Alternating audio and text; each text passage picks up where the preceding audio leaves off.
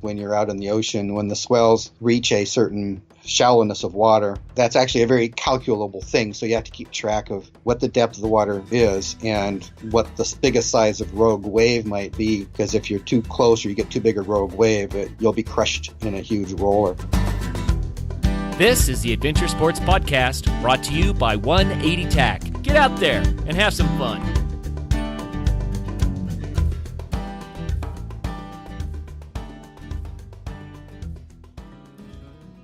Hey everybody, welcome to the show.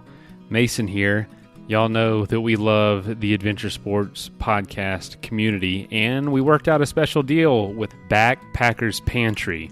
They make dehydrated and freeze-dried food, and they make the most incredible meals. They have over 50 options, vegan, vegetarian, gluten-free, all of that. And if you are a listener to the Adventure Sports Podcast, you can get 25% off your order by going to backpackerspantry.com and using the promo code AdventureSports25. The link to that and the specific code will be in the show notes. And yeah, if you need to order some backpacking meals for an upcoming trip or you just want to load up, it's for a limited time and it's limited to 100 users. So please go on Backpackers Pantry and use the code and get 25% off your order. All right, here's the episode. Hi, friends. Thank you so much again for listening to the Adventure Sports Podcast. I have a really fun show for you today. I've got a great guy here, Stephen Ladd. Stephen, you prefer to go by Steve or Stephen? Steve, mostly. Steve. So Steve did something so novel several years ago and then did a quasi-repeat of this with his wife, Jenny. And I just want you to get a load of this, right? So he built a 12-foot sailboat, and he traveled 15,000 miles in a 12-foot sailboat in 3 years. And just a really amazing story, a spirit of adventure, and he just disclosed to me that it wasn't really about the sailing. It was about the travel, the adventure of the travels. So, Steve, welcome to the program. Yeah, thank you. So I have to ask, wow, a 12-foot boat, and it was only 11-foot waterline, right? That's right.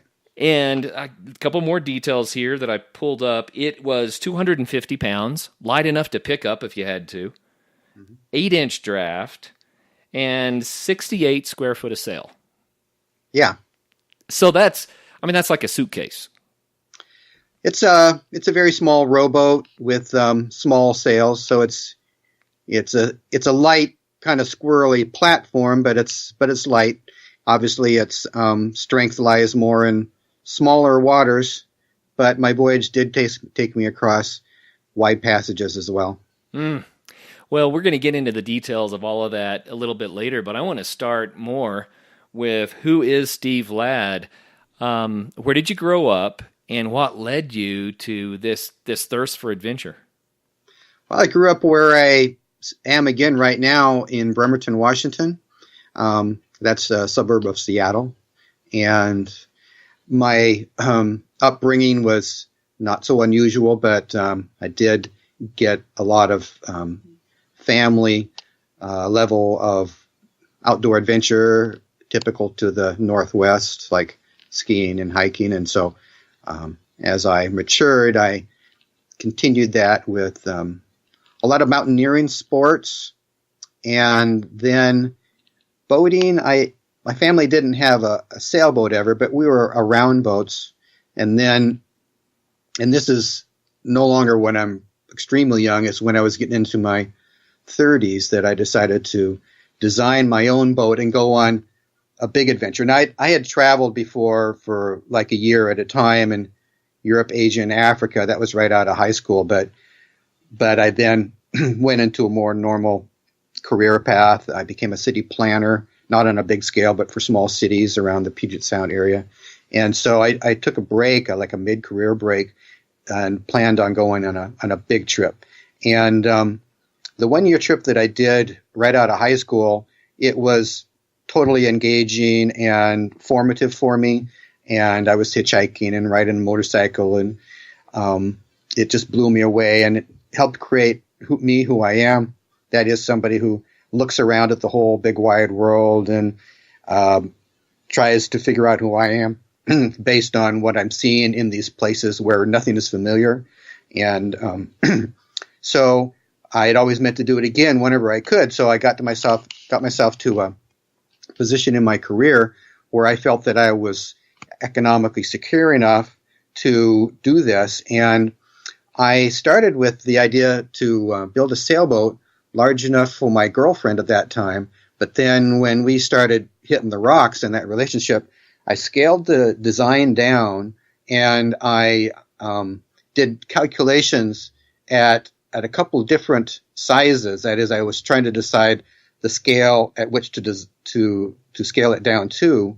And I found that at 12 feet in length, instead of the original was 30 feet length, but at 12 feet in length, it had an appropriate water line. That is, it would sink. My body weight as crew would cause it to sink into the water the correct amount, not be too heavy nor too light. And that was a good weight because the boat in that scale was 250 pounds about, so it's light enough for me to pull up on a beach. When you can pull a boat up on the beach, you get a whole nother level of versatility. You can go places and not worry about necessarily having to anchor out. You can instead pull up onto a beach. It gives you more options in some cases and fewer options in other cases, of course. But I didn't regret my decision. Wow, that's pretty cool. So you were the human ballast for this thing. Right. It has no ballast, and so your crew, it's like a dinghy. Your crew weight, how you sit and lean and so forth, is what keeps the boat upright. And the name of the boat was Squeak. Yeah, that's right. What was the story behind Squeak? It was named after a cat I used to have. Oh, that's something. Not many cats can claim that that they have a boat named after them. Yeah, well, when we get to the later voyage, that boat was named after one of our cats too. So, that's if they have a third boat, it's going to be named after another cat we had too. So it's all cats. All right, right on. So I have to ask, what was it that kind of hooked you on the idea of sailing for travel? And what was it that kind of booted you out the door? It seems like there's always a story about, it's time, I'm going now, you know? Mm-hmm. Well, as I say, the design took a turn to where it was small, and then that suggested what I would do with it. I sort of started with the boat and then ended up with what I should do with the boat. And I decided what I should do is, that small, it's easy to portage. And so I put it in the back of a friend's. I wasn't even in the back. A friend of mine had a van, and it fit inside his van, kind of on edge. Wow. And he was leaving on vacation at that time. This is just as I was finishing the boat. He was leaving on vacation. He offered to give me a ride. He was going to Glacier National Park, Montana. And so I looked up some USGS maps, and I found that there is a stream just east of that on the east side of the Continental Divide where I thought would be enough water to begin my voyage there, and that's a tributary of the Missouri River. So that's where I started, and I began my voyage thus on a riverine section of rivers in North America. That's the first of 4 really very different parts of this voyage. Oh yeah, totally different segments. And so you could also row this boat, right? You had oarlocks and you were able to row it. So probably the first part of the trip, it was more about that than it was about sailing. Yeah, definitely. More rowing in the rivers. So it's almost a drift boat for a while. So you ended up going down the Missouri, down the Mississippi, and then you got a portage to Panama, correct? Right. And then you went down the west coast of Ecuador? No, it's the west coast of Panama and Colombia. Okay, Panama and Colombia. And then you got another portage that got you into Venezuela. What river was that? The portage was across the Andes Mountains to a tributary of the Orinoco. Of the Orinoco. Yeah. Okay. And then from there was your seafaring voyage that went up through all the Virgin Islands and up through that island chain back to the U.S. around That's Florida. Right. That's right. So that's an amazing trip. That's an amazing trip in a 12-foot boat. Well, it's an unusual form of travel.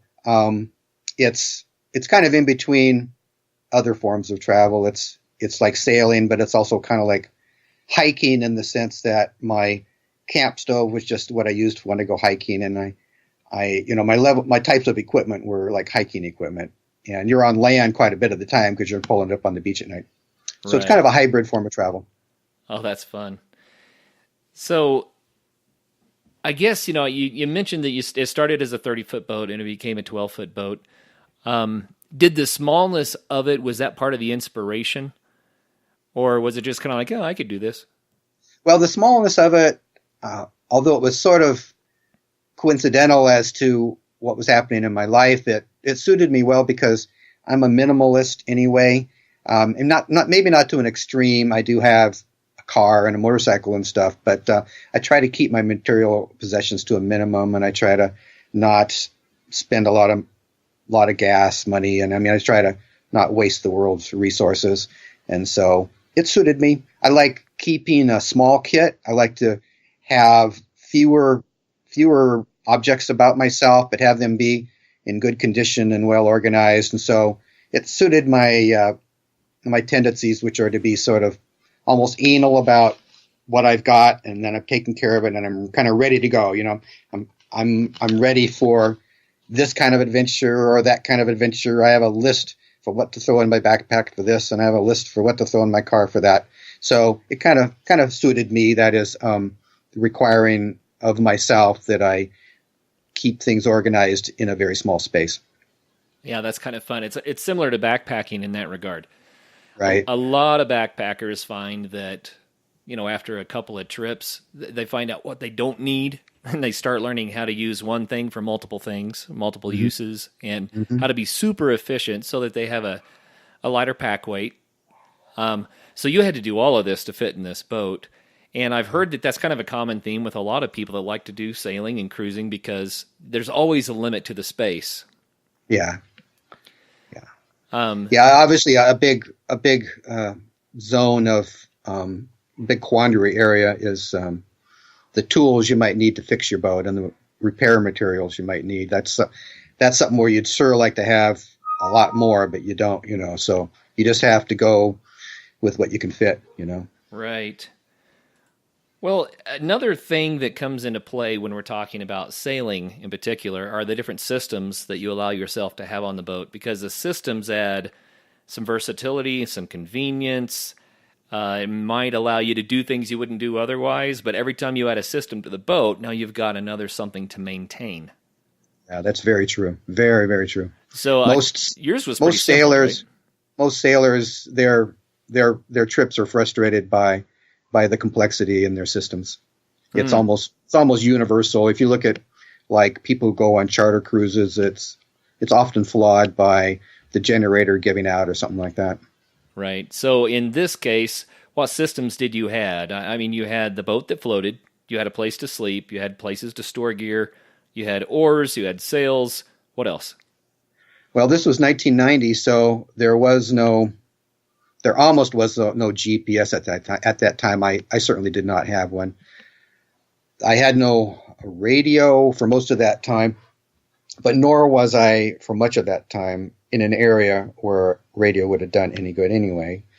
And I had a little Svea camp stove, and it was all pretty small, pretty minimal, a few tools. And a compass. Certainly a boat's compass, but it's just a simple boat's compass like what you have in a car. It actually was an automotive compass like you put on your dashboard. Wow. And, so how did you do your navigating? Well, it would all be called dead reckoning or point-to-point sailing. That is, you're just sailing along a coast and looking for this point of land and then that point of land. You're just keeping track of your more approximate distance traveled and so forth. Well, I think the idea is so novel that you could do this length of a trip with such simple systems, and especially because you did some big water crossings with this. Yeah, and those were a little more iffy. I did carry a sextant, but it was not practical to use because a little boat like this just bobs like a cork and you can't hold it steady. So what you really have to do is you have to study each crossing ahead of time, any time that the other side is somewhere out of view, and you have to make sort of analysis of whether, based on the current flow and which way it is relative to your line of travel and so forth, and then you pick a compass heading that you think will compensate for all those factors, and then you hope to see what you're looking at, and then 24 hours later, if you hope that it's coming up on your horizon, and if it isn't, then you went off a little bit somehow. You've decided whether to go left or right and try to find it. Well, do you know what the hull speed was for your boat? That little boat, a boat of that size, has a hull speed of about 4 knots. 4 knots. Which is a little more than 4 miles per hour. So at 4 knots, there are going to be some currents that are going to be more than that. So you have to choose carefully, or you could actually be going backwards. Yeah, currents sometimes can be almost that fast. So, of course, you have to take them into account. Well, and some of the river currents might be faster than that. So it could be that the fastest travel you had was on some of the rivers. Yeah, that's true. The Missouri, the lower Missouri, averaged 6 knots. That was kind of an artificial reasoning for that. They have these man-made constrictions that cause the river to go fast in order to scour the navigational channel. So it's not really a natural condition, but yeah, that's a very fast river. On average, the rivers don't go that fast. On average, an average river speed is probably about 2 knots, but that one was like 6 knots. So it took 3 years, and why don't we just dive into a little bit of an account of what the journey was like? I guess the sleeping space had to be pretty limited. Were you able to sleep while you were underway, or did you always have to pull out somewhere? We'd always stop, and there was a little cabin in this boat. It has an enclosed cabin that holds all my stuff in the daytime, and it's what I sleep in the nighttime, but I have to take my stuff out and put it into the cockpit in order to sleep. So, no, I cannot travel in that boat while I was underway, because I had to take all the contents out into a unseaworthy condition, that is just sitting in the cockpit, in order for me to lay inside. And so that's always in a secure place like an anchorage or pulled up on a beach. But I can close the hatch and I can get out of the rain. But I have just enough room inside there to roll over in my sleep, sit up almost upright. I have to cock my head a little bit to sit up, and actually found it quite comfortable.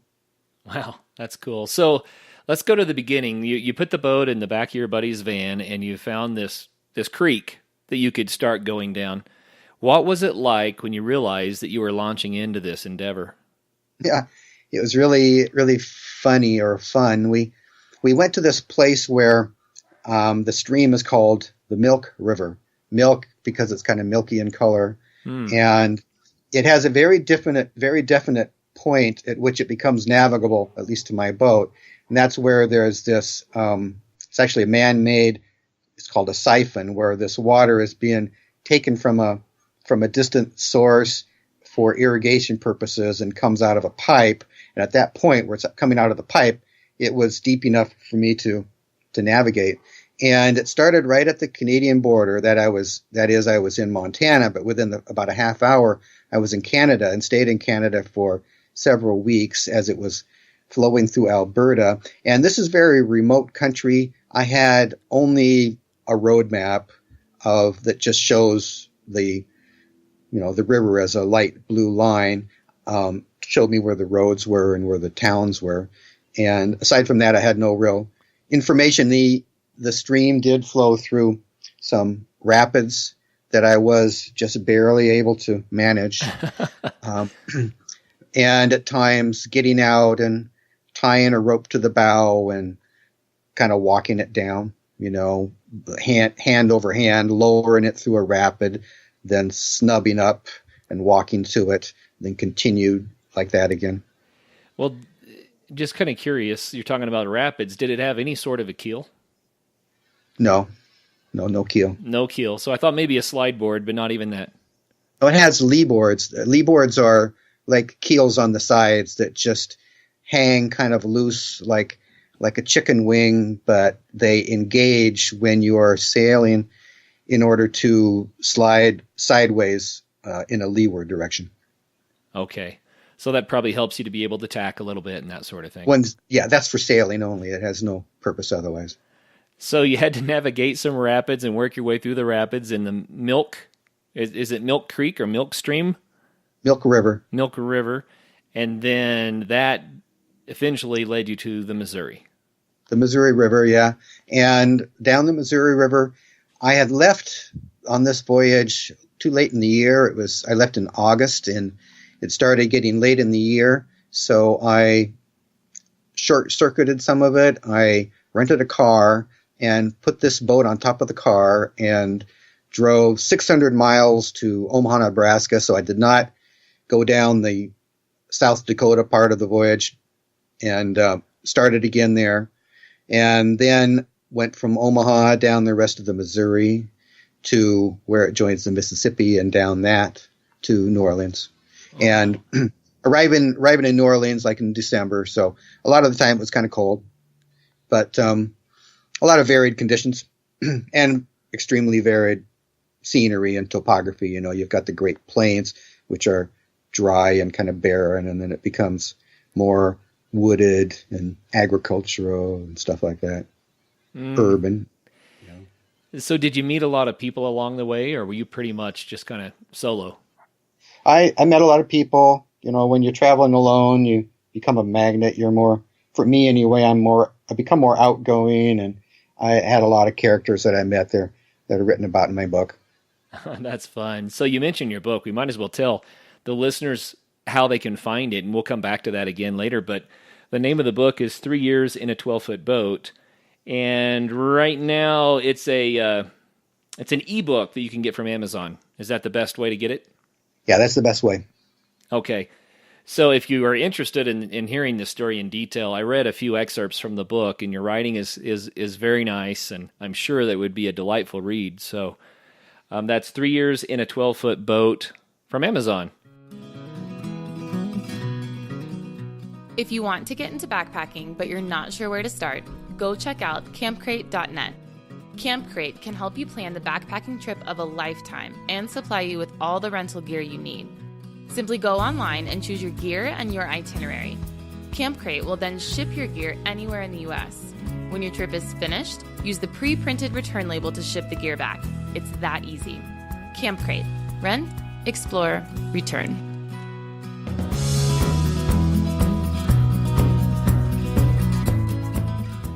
I'm trying to get a feel for what it was like, because if you contrast what you're doing, floating solo in a small boat down these rivers, just for starters, compare that to the daily grind as a city planner, right?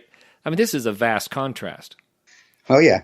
I just and always enjoy being alone in nature. I have no trouble with that. I can be outgoing, but I'm a little bit more my true self as a somewhat introverted person, and I can be in glaciers or deserts or something, you know, for quite a while before I get too lonely. But then I hit some kind of town, and I'll probably look for a bar and or something and strike up a new friendship or two. Sure. Let's say that you're 3 weeks into this beginning of this journey. That's just long enough to kind of fall into the rhythm of it. Were you sure then at that point that you were doing the right thing? Oh yeah, it was just total excitement, just totally sure that I had done the right thing, and no doubts whatsoever. It was just totally in my element. It's just a good time in my life. I had kind of all my adult life anyway. I had a lot of wanderlust, and like I said, I was satisfying that wanderlust just as much as I could by wilderness experiences and cross-country ski trips and stuff. But starting from that time I traveled for a year just out of high school until this voyage, I hadn't done any real serious traveling. So finally I was again, you know, and it was just so great to be really on the road again in indefinite travel. There was no timeline when I had to conclude it. I had a rough idea that it was going to be a year or 2 or 3, but that's all I knew. Very cool. So I know that people have to have 1,000 questions, even just floating the Missouri and the Mississippi. That's a huge adventure in its own right, you know? So what about having to watch out for other vessels? I mean, these are navigable rivers. You've got all sorts of heavy traffic on these rivers. Was that an issue for you in your small boat? In my opinion, it was not that difficult or dangerous, but I was often honked at by the big tows. You call it a tow when you've got a tugboat that's pushing a line of barges. Right. And I would just squirrel my way around them and everything, but they would sometimes honk the horns, probably irritated at me because they think they're going to run me over, but I didn't have any close calls. And did any of them throw a big enough wake to rock the boat too much? Oh, yeah, that's actually part of the fun of it. They throw up a big wake, especially when they're going upriver. When they're going upriver, they're having to open up those, whatever there are, diesel generator, turbo machines, right? And they kick up a wake that is huge. And here's something I actually did. And this must have really irritated them if they saw me, but I don't think they ever saw me. That's that I would come alongside them, and just as I was drawing abreast of them, I would slip into their wake, and I would go down their wake like a roller coaster, because their wake is just a roller coaster of waves. That's probably you rise 10 feet, then you drop 10 feet, then you rise 10 feet, then you drop 10 feet. So you're going fast up and down on this thing because they're squirting thousands of gallons of water behind them, and it makes this big roller coaster of waves. So I did that partly to get extra distance downstream. I was increasing the current of the river by going into their wake, but partly it was just fun. Well, it reminds me of some of the wave trains that people go over with rafts in the Grand Canyon or something. Well, yeah, it was just exciting. Yeah, I don't think it was dangerous. I did it anyway. And so Squeak had no issues with that. Did just fine. Nah, yeah. Well, that's really, really cool. So any advice for people that say, you know what, I've always wanted to float the Mississippi. I'm just going to do it someday. A couple of bullet points here that you would say, well, watch out for this or make sure you do that. Oh, no, I can't really think any real impediments. There are locks and dams occasionally, and you just have to decide how you're going to handle those. I had never any difficulty with dams because my boat was so small that I just easily got a ride around the dam from the boat launch at one side of the dam to the boat launch on the other side of the dam. That was like nothing to it. The parts of the rivers that I chose to navigate on the Missouri and the Mississippi didn't have any locks, so I didn't have to worry about that. Just get a rather small, simple boat and go for it. There's really no great dangers, in my opinion. So what about camping on the shore? Do you have any issues finding a place? Not usually. That's one of the beauties of river travel, by the way, as opposed to ocean-going travel, is that it's much easier to find a place to camp. The typical river is going to be meandering, left and then right, and every time you've got a bend, there's a good chance that that's a good place to stop. Often when you've got a bend, you've got kind of a back channel going back kind of behind yourself, because the rivers, when they get higher, have multiple choices they can follow, But there's always good places. There's only rare exceptions to that, and that's like in urban settings. Once I got down into the New Orleans area, there was like 30 miles of just high banks, and there was no place to camp there. Sometimes you have to do other things, but that's a rarity. Well, I would love to spend the rest of the show on the rivers, but that would be a travesty. We've got to move on to some of the other adventures. So from New Orleans, you shipped your boat. What happened was I found a ship that would take me on as crew. That is, I sold myself as a seaman and just brought my boat along, and they dropped me off where they were going to, which was Panama. So Panama was not necessarily your choice. It was just where they happened to be going. Right. And then once I was there and they dropped me off there at the opening of the Panama Canal, I chose to go through the Panama Canal and continue south along the Pacific coast of Central America and South America. How fun. So how did you find Panama? Was it everything you expected or surprising? Or? Well, that's the worst part of Panama, right in the canal zone. Yeah. I was robbed at knife point on the second or third day. It's pretty rough. It's rugged conditions and not safe. And I then had the most difficult and scary part of the voyage coming up, which was to go down the Pacific coast of Panama and Colombia, because that, at least then, and to a lesser extent now, is real terra incognito. People just don't cruise there. It's way too dangerous. You've got the drug trade, and you've got a lawlessness, and you've got a coastline that is very sparse on harbors. It's mostly without any kind of harbors. There's other kinds of navigational difficulties. One is that the tidal range is very high. Typically, the high tide is 20 feet higher than the low tide. Wow. Which makes it difficult to pull up onto a beach or whatever, because you might have a tidal run out of a half a mile or a mile or something like that of just mud, and stuff like that. Also, what's going south, you have the wind and the current against you. So it took me 6 months to go 600 miles, a very low rate of speed, excruciatingly slow.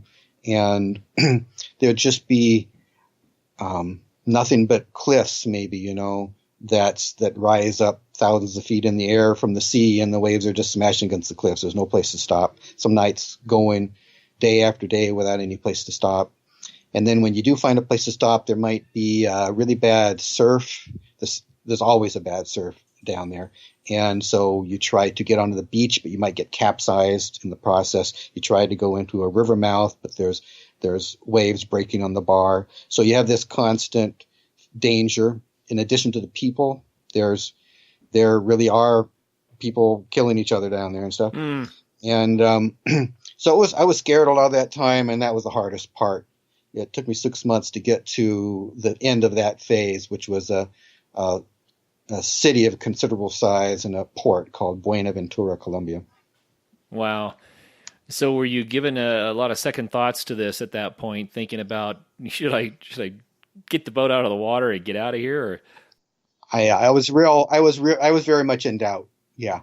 I was not heard from my parents thought that I might have died by that point. I was several months without communication. You're down there. It might be different now, but it was just total wilderness, Right. You can't go to the store and buy something or anything. You just have everything. Like, how do you find water? How do you find food? How do you find people you can trust? How do you find information?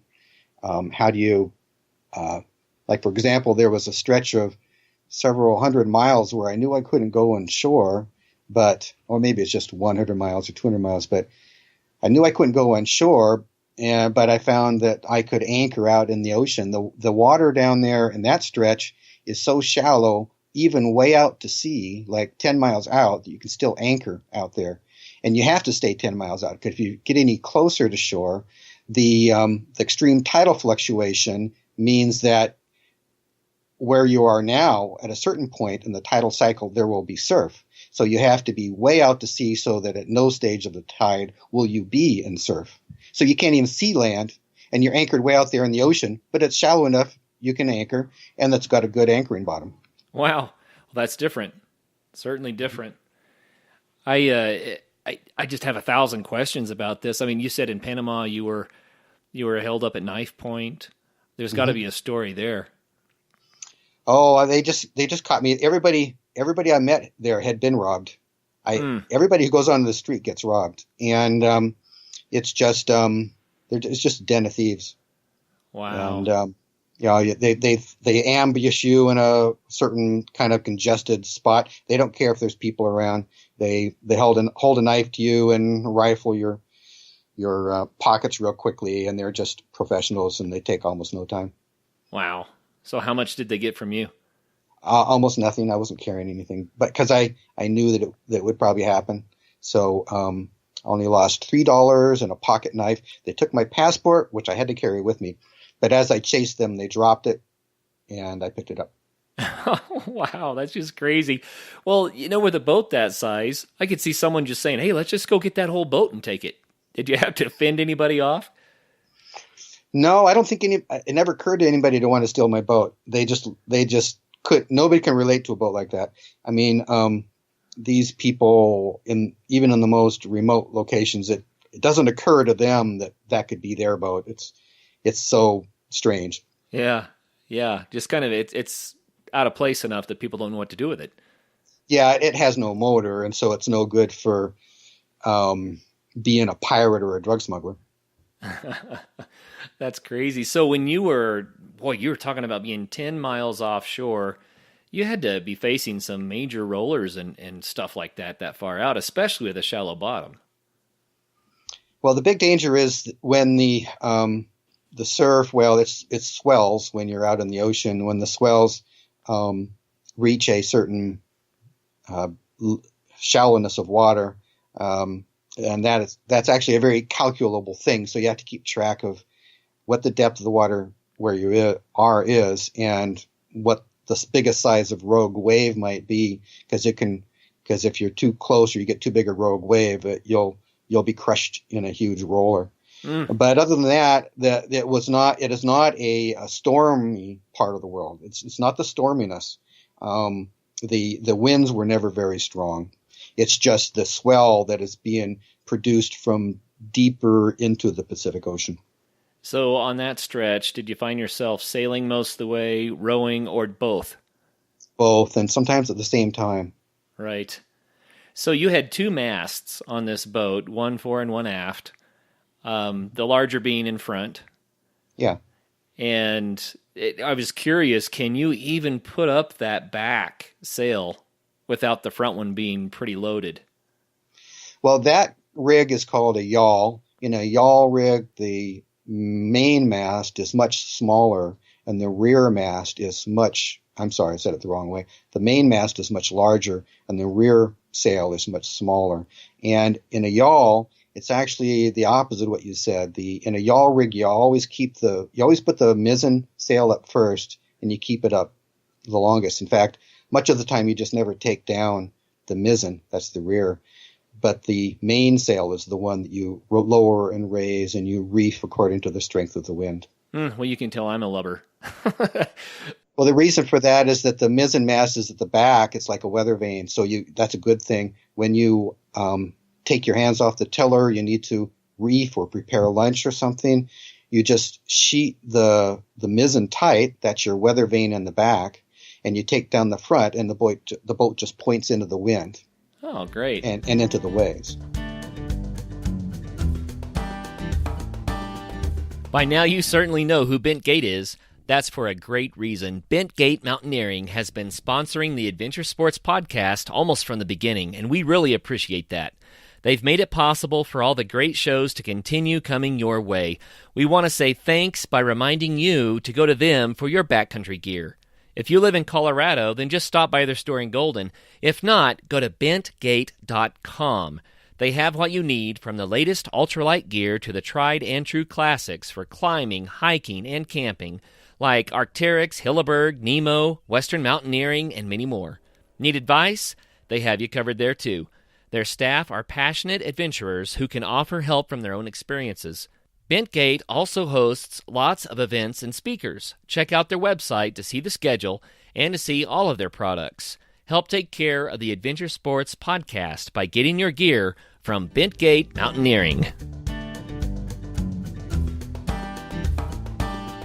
So, and your top speed then is going to be about 4 knots if things are going well. Mm-hmm. So it takes a long time to cover the ground you had to cover out there. Yeah, that's right. Okay, so you got to the port in Colombia, and then you portaged. So tell us about that part of the trip. Well, it was a series of pickup truck rides. There were 3 pickups that took me first to one city, then to another and another. And I stopped in a city along the way and caught up on my riding, and then eventually found myself in Bogota, the capital, and the final truck ride, which was a cattle truck, because they raise cattle way down in the plains, and then they bring them up to the big city, to the slaughter yards. Well, that truck was going back empty, and so I got a cheap ride, and dropped me off in a tributary of the Orinoco in the country of Colombia, and that river was called the Meta.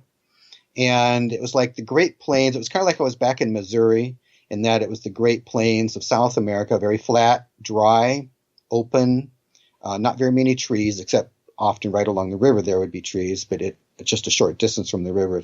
It's dry plains. And there, the challenges were different. The wind was on the nose all the time, and I had difficulty making any progress in the daytime because it was windy to the point of very rough and white watery and splashing and unable to sail into the wind very efficiently. But at night, the wind just stopped, and it was very much a diurnal wind, a wind that was only activated by the heat of the day when it was very hot. And at night, there's just no wind whatsoever. So I got into a habit of sailing at night, which had the added benefit that I went through the region that was controlled by the guerrilla forces, the FARC, at night and never really bumped into them. So you had to be stealthy about it. First you had to battle all of the rough characters as you're going down the coast, but now you're going through FARC territory. So, man, did you ever get to a point where you could just relax and enjoy yourself? Oh, I would stop occasionally, and there'd be little towns, and I'd have some reason to stop here and there, and I had plenty of downtime, but eventually I'd just be ready to get going again. So by this point, it had to be 1991, right? Yeah. So that kind of gives people some context. That was pretty troubled times in 1991 in Colombia. Yeah, they're basically it was a civil war still going on. Wow. Kind of low level civil war. So then the Orinoco, I assume, is you got on the Orinoco before you hit Venezuela?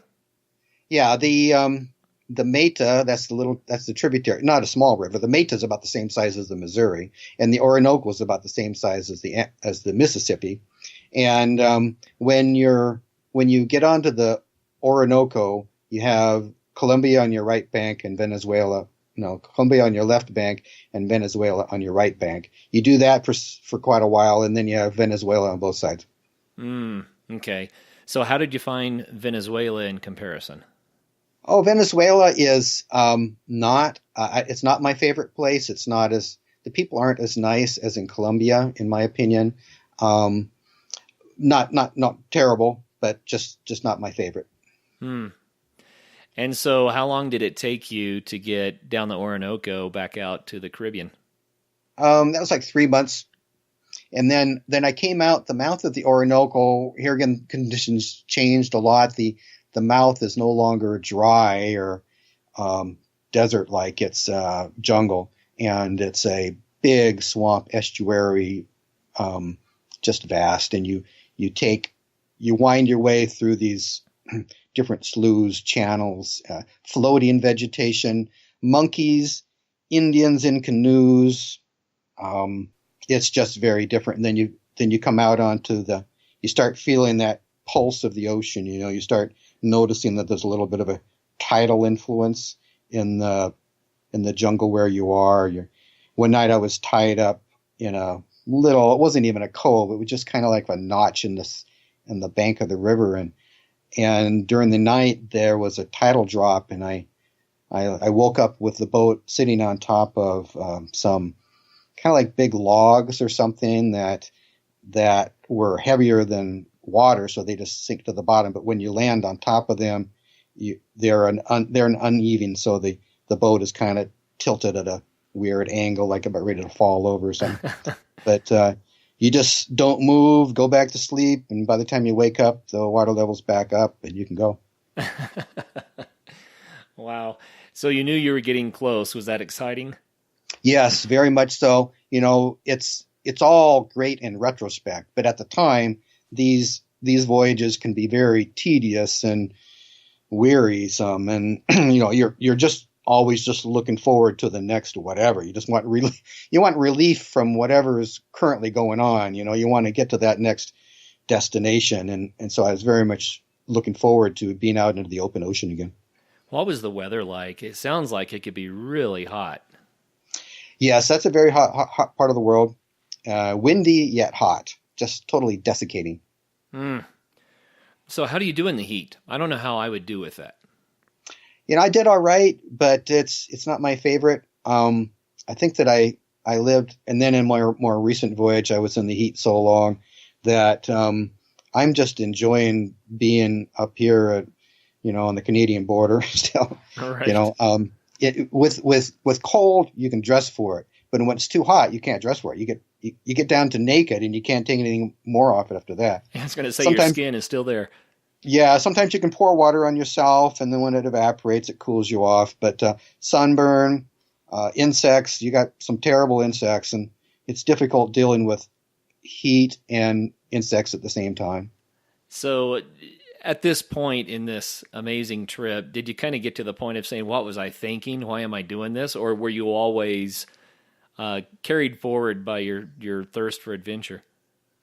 I had my spirits drop sometimes. And when I would come to a stop, I would complete some phase, and then I'd get myself, like I said, where I'm looking forward to that next time of repose or regenerating my batteries, and I'd be in some town and I'd have a comfortable situation. But then it's kind of the reverse is what really happens when you stop for a while.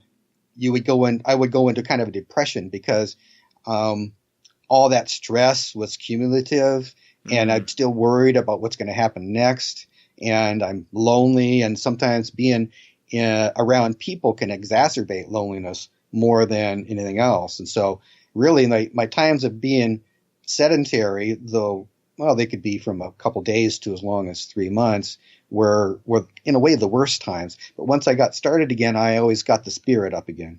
It was always good to get going again.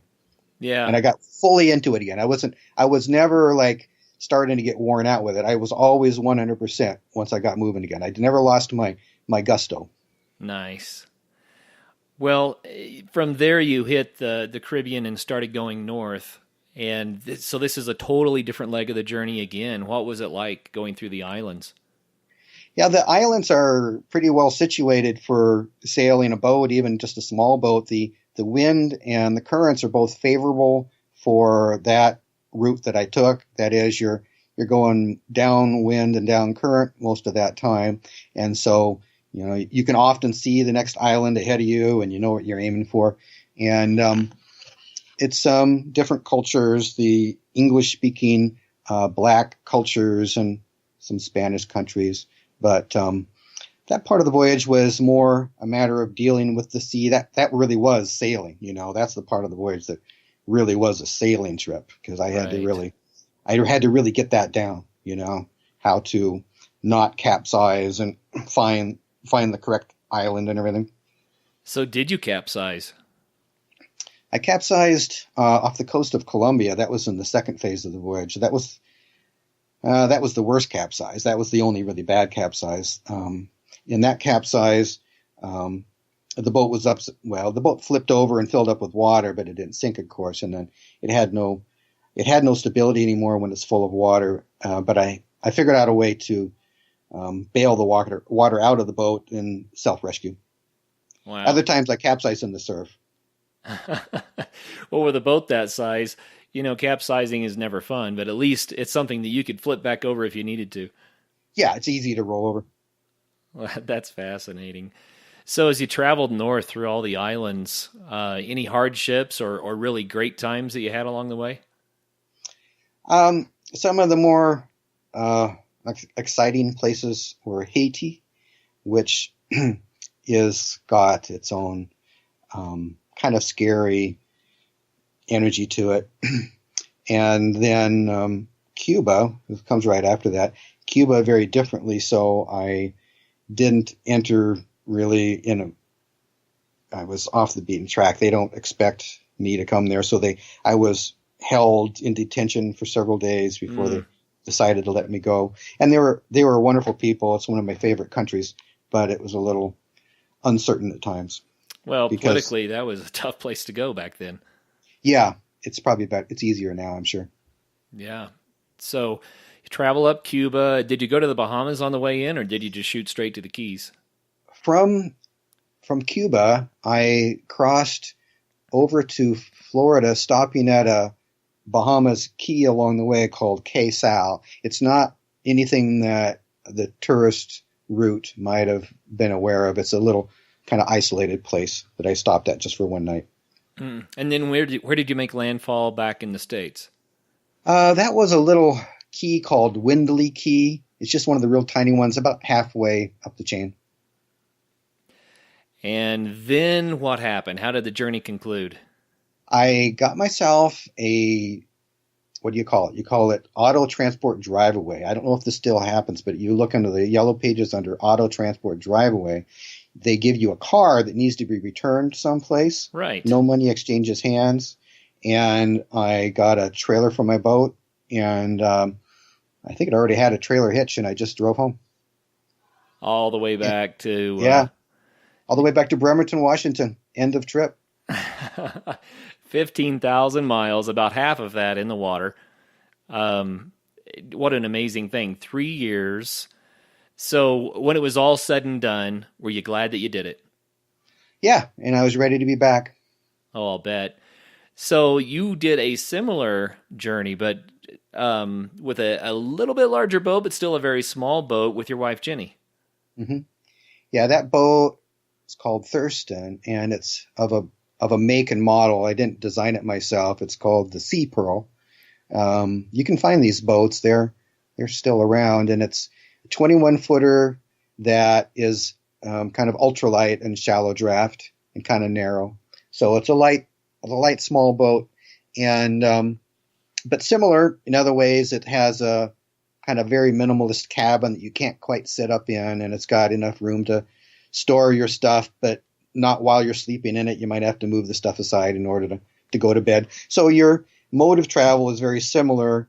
The boat's a little bit bigger, but there's two of you instead of one. And so you're following along a coast and looking for a place to tie up or anchor, and a little bit better capabilities for somewhat longer passages. So this was from 2008 to 2014 that you were doing this.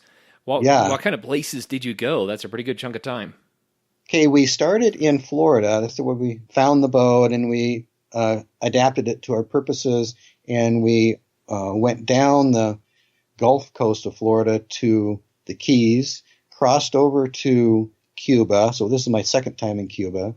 And then from Cuba, sailed across the Yucatan Channel to Mexico.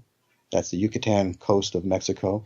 And following south along that coastline, which is a lot of coral reefs, down to Panama, Colombia. But all this time it's on the Caribbean side rather than the Pacific side. Right. And then upon reaching Colombia, this is the area of the trade winds. The winds always blow from east to west, and so we were going against the trade winds in an easterly direction along the coast of Colombia and Venezuela until we broke things up at that point by doing a portage into the interior of Venezuela and got onto the Orinoco River.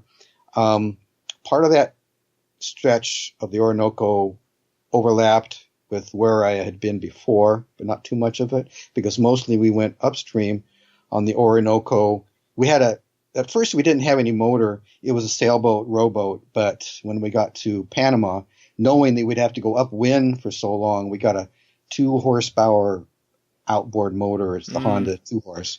And with this thing, we're able to go upriver. So we went all the way up the Orinoco until there's the correct term would be a distributary of it. This is a very unusual thing, but the river, a little bit of the river kind of splits off and goes in a different direction and joins up with the Amazon River. Wow. And so we were able to go up the Orinoco and then take a right onto a distributary and ended up in the Amazon. Wow, that is so cool. And then we're in the upper reaches of the Amazon. It's actually a tributary of the Amazon called the Rio Negro, which is, it's so big. The Rio Negro is bigger than any river in the world except for the Amazon itself. It's bigger than the Nile or anything. It's just vast. It's got the biggest chain of river islands in the world. It's got just a huge flow. And then you come to, after weeks and weeks of pure wilderness, only interrupted by occasional small towns, you come to a big city, Manaus. Manaus is the size of Seattle, and it's nonetheless isolated. You don't drive to Manaus. You only fly there, get there by boat. And just a very intriguing place. We fell in love with Brazil. We fell in love with the Amazon, especially the Rio Negro, because the water is black, as the name implies, because of some tannic acid in it that prevents all mosquito life. So there's no mosquitoes there. That's nice. And then from there, we just kept going south. We went here. We were coming south, but downstream on a tributary of the Amazon. Well, we next continued south, but now upstream on another tributary, and that took us to Bolivia. And then from there, we made another portage from that tributary to the Paraguay, which, as the name implies, goes through the country of Paraguay, and going south on it until we got to Argentina and Uruguay.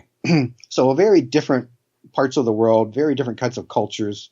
And then later we came back into Brazil, but in a different route that follows more to the east, still not on the coast, but Brazil is a very big country. We came southward along its western boundaries with Bolivia and Paraguay, but when we went back north, we went right through the middle of the country on these other rivers called the Paraná and the Araguaia, and came back out onto the Amazon River. That we had our son George along the way in a town in Brazil. Congratulations, that's awesome.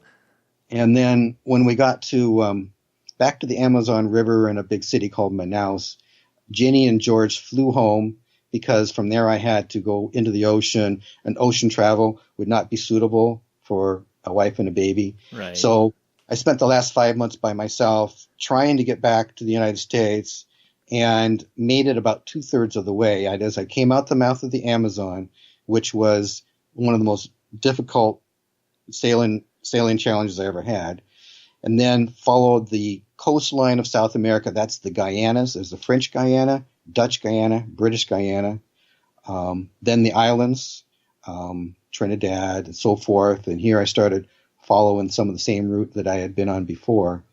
But when I got to a passage between Puerto Rico and the Dominican Republic, I capsized in the surf upon reaching the Dominican Republic. Both masts broke, and I lost my rowing equipment. And I had been 5 months separated from my family, so I just sold the boat on the beach to the highest bidder and got an airplane ticket, and that was the end of that voyage. Wow, what an amazing time. It's fascinating to me that you and Jenny were able to do this. Did you have to talk her into this, or was she on board with the idea? Totally on board. There's no talking her into it at all. She is just a remarkable person. She's small and not real physical, but she's just brave. She's just ready to try it. And she loves nature. She is, how to put it? She kind of doesn't have to have people around her all the time. She's sort of introverted, like myself. Well, that's amazing. So it started in 2008. So about 15 years between the two trips. During that time, were you just longing to get out and try it again? Oh, it's the same story. I had during the 3-year voyage, I had exercised my wanderlust to a pretty deep state. I didn't need to be traveling anymore for a while because I'd been doing it so much. So I just was back in a regular life, and then whatever, I think it's 18 years went by, and then slowly the wanderlust built back up again, and so I was ready to go. Well, that's really, really neat. So many people want to go cruising on a sailboat like you're talking about, but I don't think there are many who considered the idea of going through all of the rivers and using a small enough boat that you could go even in streams. Mm-hmm. I mean, that opens up areas that would just be impossible otherwise. Yeah, it's here again, it's kind of a hybrid form of travel. it's not very uncommon for people to travel on rivers with canoe or a kayak, and that's a good way to travel. It gives you the ability to easily portage. But in our boat, we're able to kind of do somewhat of this and of the other. That is, we're able to travel on the rivers and get a portage when necessary, but we can also do the saltwater portions. See, we have that crossing over capability. Very, very cool. Yeah, I love the idea of how efficient you can be as far as the portages and that sort of thing in a small vessel like that. But then again, when you're talking about, well, you really have to watch the surf because it's going to capsize you. You know, that kind of a thought makes you go, whoa, wait a minute. Maybe a bigger boat would make sense. Depends on what your goals are, right? Definitely. You just dial in on a scale of things and just live with your choice, because the trade-offs are just huge. You just decide this is a spectrum. You just have to pick a point on that spectrum, and then you live with it. You kind of try to optimize for that point on the spectrum. You know, you mentioned when you've traveled straight out of high school that it really changed you, and just your perception of the whole world, I'm sure, was different, and of yourself. I think often a young man leaves on a trip like that and he comes back a real man. You know what I mean? Yeah. And I was just immature, and I didn't really know what I was doing. I had not developed powers of observation particularly, so I didn't really know what I was even seeing very much. I was traveling on that 1 year trip. I was traveling in out of the way places in Turkey, Iran, Afghanistan, and I was just seeing all sorts of cool stuff. All I knew was very interesting, but I was mostly just kind of exploring myself. Sure. Well, I have to ask, you had that trip, you had the trip on Squeak, and then you had the trip on Thurston. Is that what you said? Yeah, Thurston. Thurston. 3 major trips, and 2 of them just amazing major trips. What's the takeaway from that? How did that impact you as a human and as a member of society? I'm afraid I don't have a good answer to that. No glib answer or anything. I just am who I am. Well, I can guarantee you wouldn't be who you are now if you had not done those trips. Yeah. On the other hand, being who I am, I, of course, did go on those trips. So yeah, good point. Very well said. Very well said. Well, let's remind the listeners how they can get more information. I mean, you've written this stuff out. The first trip is in the book, which was 3 years in a 12-foot boat, which you can get from Amazon as an ebook. And where can they get information about the second trip with Jenny? We kept up a travel blog that's still up online, and during that 5 years, we wrote a constant series of articles which were published in the Small Craft Advisor. If you like boating, and especially in small boats, I strongly recommend a subscription to the Small Craft Advisor. But the articles that we wrote for the Small Craft Advisor we also publish ourselves on our blog website, and that can be found at theadventuresofjennyandsteve.com. theadventuresofjennyandsteve.com. Yeah, so you'll get all the stories, and you'll get, true stories, and you'll get all our photographs. Nice. Boy, I tell you what, so we're talking about years worth of content, talking about armchair travel. People could go a long time on that diet. Mm-hmm. That's really, really cool.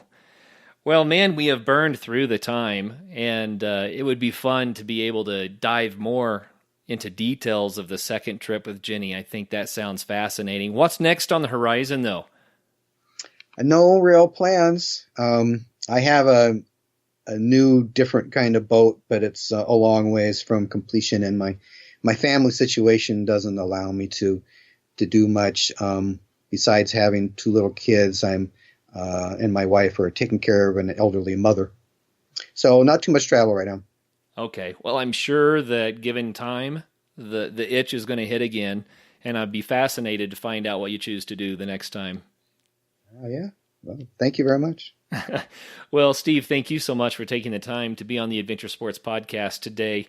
I think your story is novel and inspirational, and it kind of goes to show that if you decide you want to do something, you can do it. I mean, few people would think you could get in a 12-foot boat and make that journey, but yet you did it. Mm-hmm. That's true. That's very, very cool stuff. Well, thank you so much for your time today. Thank you for involving me in this. I get to tell my story again. Well, and I'm glad that our listeners got to hear it because it's a story worth telling. Really, really, really cool. And for the listeners out there, you know what I'm going to say. I say it every show. Get out there and have some fun. It may not be a 12-foot boat for 15,000 miles, or maybe it would be. Who knows? But the most important part of this whole thing is to realize that if you have a dream, you can achieve the dream. You just have to sort out the parameters. Thanks a lot, Steve. Have a great evening. Okay, bye-bye. Take care. Thanks for listening to the Adventure Sports Podcast. Don't forget to subscribe and be sure to tell all your friends about the show. Everybody deserves a little adventure. Until the next episode, get out there and try something new.